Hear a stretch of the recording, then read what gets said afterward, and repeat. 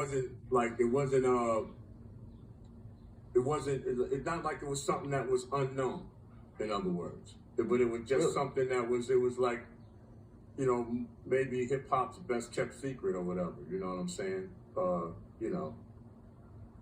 Okay, so you knew, and you think everyone pretty much knew that Africa Bambaataa was gay. It is what it is. I mean, you got people that would deny it. You got people that would say they don't know.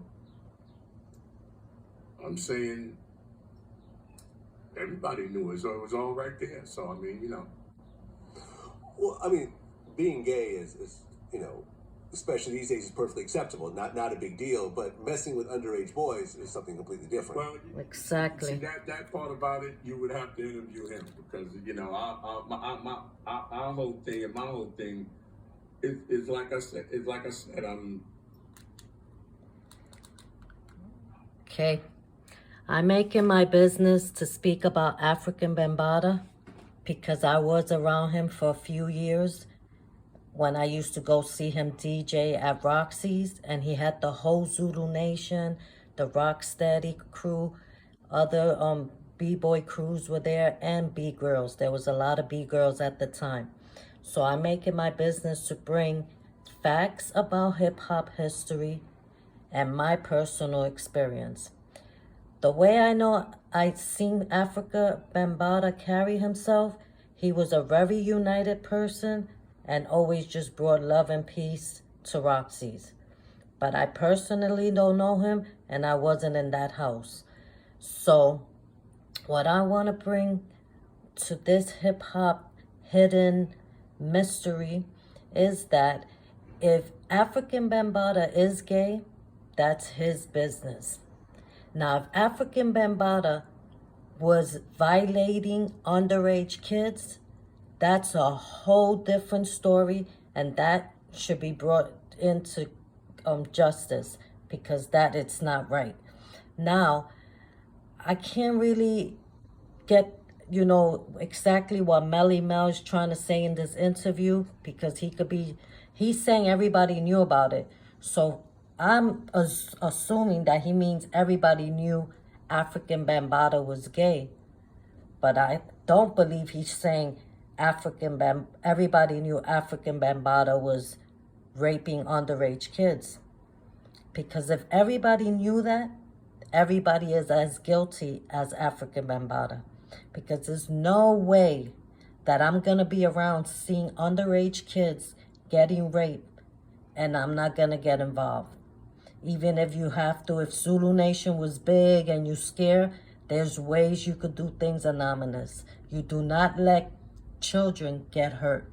So this is a real confusing topic.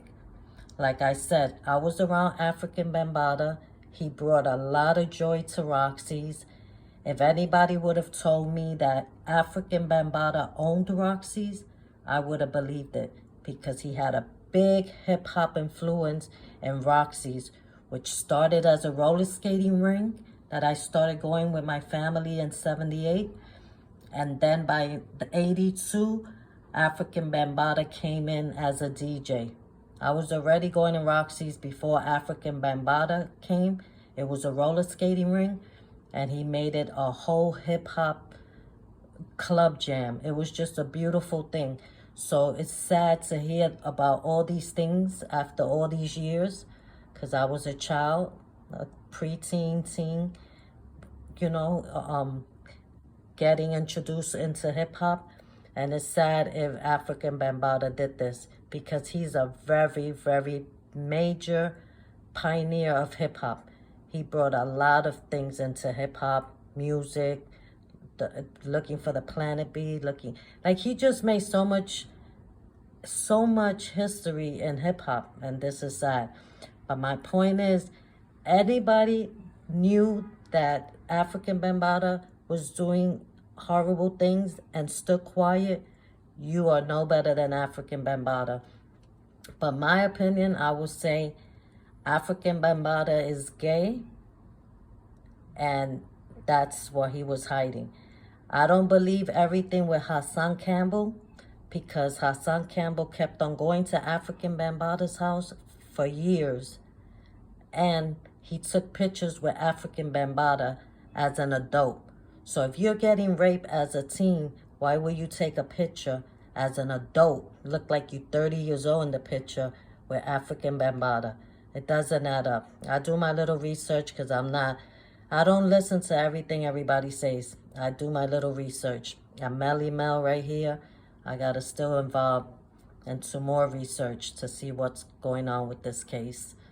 But whoever knew about African Bambaataa, you're just as bad as him if he was doing that to kids. Allegedly, in my hip-hop history memories, and I'm just thinking about the African Bambaataa I met at Roxy's and what he brought to hip-hop. But this needs to be already taken care of.